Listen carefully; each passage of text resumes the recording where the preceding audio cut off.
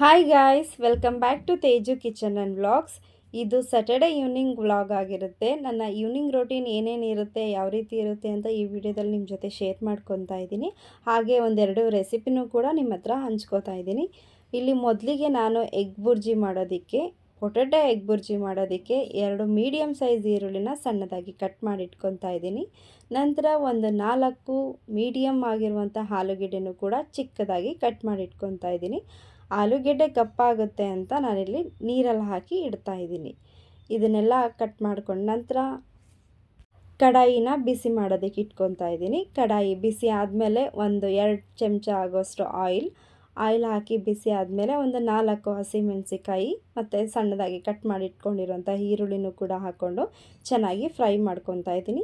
ಸ್ವಲ್ಪ ಫ್ರೈ ಆಗಿದರೆ ಸಾಕು. ಕಟ್ ಮಾಡಿಟ್ಟಿರುವಂಥ ಆಲೂಗೆಡ್ಡೆನೂ ಕೂಡ ಹಾಕಿ ಇದನ್ನು ಈರುಳ್ಳಿ ಜೊತೆಗೆ ಫ್ರೈ ಮಾಡ್ಕೋಬೇಕು. ಈ ಟೈಮಲ್ಲೇ ರುಚಿಗೆ ತಕ್ಕಷ್ಟು ಉಪ್ಪನ್ನು ಕೂಡ ಹಾಕೋಬೇಕು. ಇದೆಲ್ಲ ಹಾಕಿದ ನಂತರ ಲಿಡ್ನ ಕ್ಲೋಸ್ ಮಾಡಿ ಒಂದು 5 ನಿಮಿಷ ಕುಕ್ ಆಗೋದಕ್ಕೆ ಬಿಡಬೇಕು. ಸೊ ಇವಾಗ ಆಲೂಗೆಡ್ಡೆ ಎಲ್ಲ ಚೆನ್ನಾಗಿ ಕುಕ್ ಆಗಿದೆ. ಇವಾಗ ಕಟ್ ಮಾಡಿ ಇಟ್ಕೊಂಡಿರೋಂಥ 2 ಮೀಡಿಯಮ್ ಸೈಜ್ ಟೊಮೆಟೊನ ಹಾಕ್ಕೊಂಡು ಇಲ್ಲಿ ಚೆನ್ನಾಗಿ ಫ್ರೈ ಮಾಡ್ಕೊತಾ ಇದ್ದೀನಿ. ಇದೆಲ್ಲನೂ ಕೂಡ ಚೆನ್ನಾಗಿ ಕುಕ್ ಆಗೋದಕ್ಕೆ ಲಿಡ್ನ ಕ್ಲೋಸ್ ಮಾಡಿ ಒಂದು 5 ನಿಮಿಷ ಬಿಡಬೇಕು.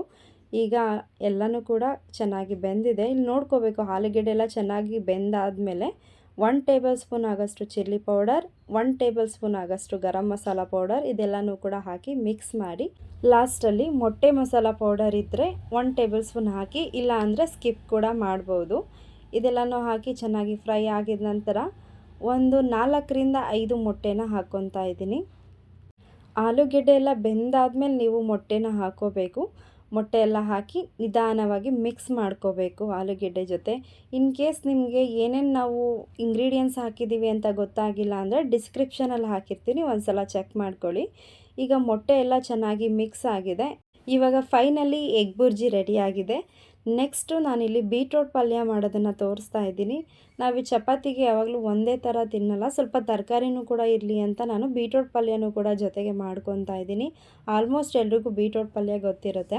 ಸೊ ಇವಾಗ ಒಂದು ಪ್ಯಾನ್ ಇಟ್ಕೊಂಡು ನಾನು ಪ್ಯಾನ್ ಬಿಸಿ 2 ಟೇಬಲ್ ಸ್ಪೂನ್ ಆಗೋಷ್ಟು ಆಯಿಲ್ನ ಹಾಕ್ಕೋತಾ ಇದ್ದೀನಿ. ಆಯಿಲೆಲ್ಲ ಬಿಸಿ ಆಗಿದ ಮೇಲೆ ಸಾಸಿವೆ ಮತ್ತು ಜೀರಿಗೆ, ಕರಿಬೇವಿನ ಸೊಪ್ಪು, ಒಂದು 4 ಹಸಿ ಮೆಣಸಿನ್ಕಾಯಿನ ಒಗ್ಗರಣೆಗೆ ಹಾಕ್ಕೊತಾ ಇದ್ದೀನಿ. ಇದೆಲ್ಲ ಹಾಕಿ ಚೆನ್ನಾಗಿ ಫ್ರೈ ಮಾಡ್ಕೋಬೇಕು. ಮೆಣಸಿನ್ಕಾಯಿ ಎಲ್ಲ ಚೆನ್ನಾಗಿ ಫ್ರೈ ಆದಮೇಲೆ ನಾನಿಲ್ಲಿ 2 ಈರುಳ್ಳಿನ ಸಣ್ಣದಾಗಿ ಕಟ್ ಮಾಡಿ ಇಟ್ಕೊಂಡಿದ್ದೆ. ಈರುಳ್ಳಿನೂ ಕೂಡ ಹಾಕ್ಕೊಂಡು ಚೆನ್ನಾಗಿ ಫ್ರೈ ಮಾಡ್ಕೊತಾ ಇದ್ದೀನಿ. ಈರುಳ್ಳಿ ಸ್ವಲ್ಪ ಕಲರ್ ಚೇಂಜ್ ಆದಮೇಲೆ ರುಚಿಗೆ ತಕ್ಕಷ್ಟು ಉಪ್ಪನ್ನು ಆ್ಯಡ್ ಮಾಡಿಕೊಂಡು ಚೆನ್ನಾಗಿ ಮಿಕ್ಸ್ ಮಾಡಿ ಫ್ರೈ ಆಗೋದಕ್ಕೆ ಬಿಡಬೇಕು. ಈರುಳ್ಳಿ ಸ್ವಲ್ಪ ಕಲರ್ ಚೇಂಜ್ ಆಗ್ತಿದ್ದಾಗೆ ಕಟ್ ಮಾಡಿ ಇಟ್ಕೊಂಡಿದ್ದಂಥ 2 ಬೀಟ್ರೋಟ್ನ ಹಾಕ್ಕೊಂಡು ಇಲ್ಲಿ ಮಿಕ್ಸ್ ಮಾಡ್ಕೊತಾ ಇದ್ದೀನಿ. ನೀವು ಇಲ್ಲಿ ನೋಡ್ತಾ ಇರ್ಬೋದು, ನಾನು ಬೀಟ್ರೋಟ್ನ ಕಟ್ ಮಾಡಿ ಹಾಕ್ಕೊತಾ ಇದ್ದೀನಿ, ತುರಿದಿಟ್ಕೊಂಡಿಲ್ಲ. ಬೇಕಂದರೆ ನೀವು ಕೂಡ ತುರಿದಿಟ್ಕೋಬೋದು. ಲಿಡ್ನ ಕ್ಲೋಸ್ ಮಾಡಿ ಒಂದು 5 ನಿಮಿಷ ಬೇಯೋದಕ್ಕೆ ಬಿಟ್ಟಿದೆ. ಆದರೆ ಬೀಟ್ರೋಟ್ ಕಟ್ ಮಾಡಿರೋದ್ರಿಂದ ಬೇಗನೆ ಬೇಯೋದಿಲ್ಲ, ನಿಧಾನವಾಗಿ ಲೋ ಫ್ಲೇಮಲ್ಲಿ ಕುಕ್ ಆಗೋದಕ್ಕೆ ಬಿಡಬೇಕು. ಸೊ ನಾನು ಈಗ ಮತ್ತೆ ತೆಗೆದು ನೋಡಿದೆ, ಮತ್ತೆ ಬೆಂದಿರಲಿಲ್ಲ. ಸೊ ಅದಕ್ಕೋಸ್ಕರ ಮತ್ತೆ ಒಂದು ರೌಂಡ್ ಮಿಕ್ಸ್ ಮಾಡಿ ಲಿಡ್ನ ಕ್ಲೋಸ್ ಮಾಡಿ ಬೇಯೋದಕ್ಕೆ ಇಟ್ಟಿದ್ದೆ. ಬೀಟ್ರೋಟ್ನ ತುರಿದು ಮಾಡ್ಕೊಳ್ಳೋದ್ರಿಂದ ಅದರಲ್ಲಿರೋ ಜ್ಯೂಸ್ ಎಲ್ಲ ವೇಸ್ಟಾಗಿ ಪ್ರೋಟೀನ್ ಎಲ್ಲ ಹೊರಟೋಗುತ್ತೆ ಅಂತ ನಾನು ಈ ರೀತಿ ಕಟ್ ಮಾಡಿ ಇಟ್ಕೊಂಡು ಮಾಡ್ಕೊತೀನಿ. ಸೊ ಒಂದು ಸೈಡು ಬೀಟ್ರೋಟ್ನ ಬೇಯೋದಕ್ಕೆ ಇಟ್ಬಿಟ್ಟು ಅಷ್ಟರಲ್ಲಿ ಚಪಾತಿನ ಮಾಡ್ಕೊಬಿಡೋಣ ಅಂತ ನಾನಿಲ್ಲಿ ಚಪಾತಿನ ರೆಡಿ ಮಾಡ್ಕೊತಾ ಇದ್ದೀನಿ.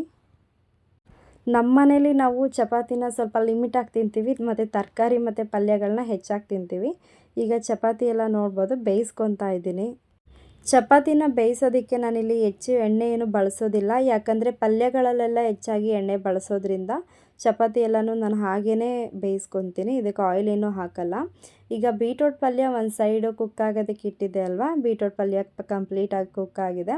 ಒಂದು 2 ಚಮಚ ಆಗೋಷ್ಟು ತೆಂಗಿನಕಾಯಿ ತುರಿ, ಸ್ವಲ್ಪ ಲಾಸ್ಟಲ್ಲಿ ಕೊತ್ತಂಬರಿ ಸೊಪ್ಪನ್ನ ಹಾಕಿದರೆ ಬೀಟ್ರೋಟ್ ಪಲ್ಯ ಕಂಪ್ಲೀಟಾಗಿ ರೆಡಿ ಆಗುತ್ತೆ. ಈ ಥರ ನೀವು ಕೂಡ ಟ್ರೈ ಮಾಡಿ, ತುಂಬಾ ಟೇಸ್ಟು ಚೆನ್ನಾಗಿ ಬರುತ್ತೆ. ಸೊ ಫೈನಲಿ ಎಲ್ಲ ಆದಮೇಲೆ ನಮ್ಮನೆ ನೈಟ್ ಡಿನ್ನರ್ ಈ ರೀತಿ ಇತ್ತು. ಊಟ ಎಲ್ಲ ಮುಗಿಸ್ಕೊಂಡ ನಂತರ ನಾನು ಆವಾಗಲೇ ಅಂದರೆ ನೈಟೇ ಮನೆಗೆ ಮತ್ತು ಕಿಚನ್ ಎಲ್ಲನೂ ಕ್ಲೀನ್ ಮಾಡ್ಕೊಬಿಡ್ತೀನಿ, ಯಾಕಂದರೆ ಮಾರ್ನಿಂಗ್ ಏನೂ ಕೆಲಸ ಎಲ್ಲ ಮಾಡೋದಕ್ಕಾಗಲ್ಲ ಅಂತ.